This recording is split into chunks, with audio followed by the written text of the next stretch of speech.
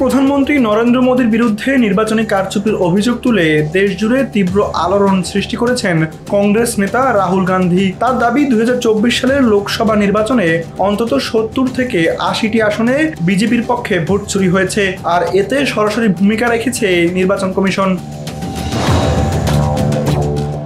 7 August দিল্লিতে কংগ্রেসের সদর দপ্তরে আয়োজিত এক সংবাদ সম্মেলনে রাহুল গান্ধী পাওয়ার পয়েন্ট প্রেজেন্টেশনের মাধ্যমে এই অভিযোগ তুলে ধরেন।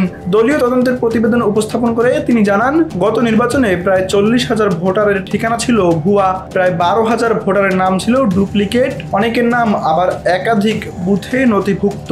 একই ঠিকানায় নিবন্ধিত ছিল 10,500 ভোটার, আর ছবিহীন ভোটার কার্ডের সংখ্যা ছাড়িয়েছে 4,000।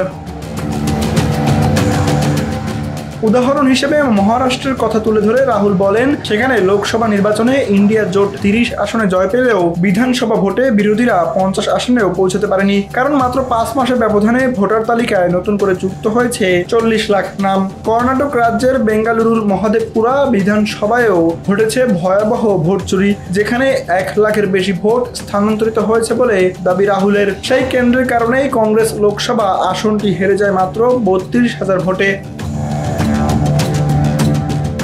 রাহুলের বক্তব্য যে সম্পূর্ণ ভিত্তিহীন নয় তার প্রমাণ মিলেছে সংবাদ মাধ্যম ইন্ডিয়া টুডে এর অনুসন্ধানেও। তারা জানায়, মহাদেবপুরার একটি ঠিকানায় মাত্র 150 বর্গফুটের একটি ঘরে 80 জন ভোটারের নাম তালিকাভুক্ত রয়েছে। এই অভিযোগে ভারতের রাজনীতিতে উত্তেজনা বেড়ে গেছে।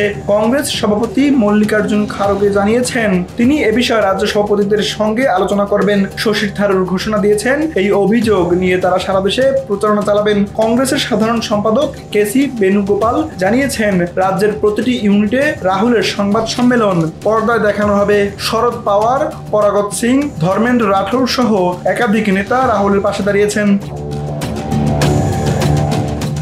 তবে নির্বাচন কমিশন এই অভিযোগ সরাসরি প্রত্যাখ্যান করেছে। কমিশনের পক্ষ থেকে রাহুলকে আহ্বান জানানো হয়েছে, যদি অভিযোগ সত্য হয় তবে শপথপত্র দিয়ে লিখিতভাবে জমা দিতে হবে, অন্যথায় যাদের কাছে ক্ষমা চাইতে হবে। তানভীর আহমেদ, এনবিবি নিউজ।